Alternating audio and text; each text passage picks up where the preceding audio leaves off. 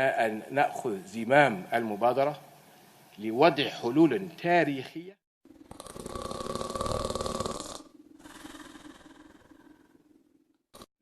لترجمة ذلك هي التوافق على أهدافنا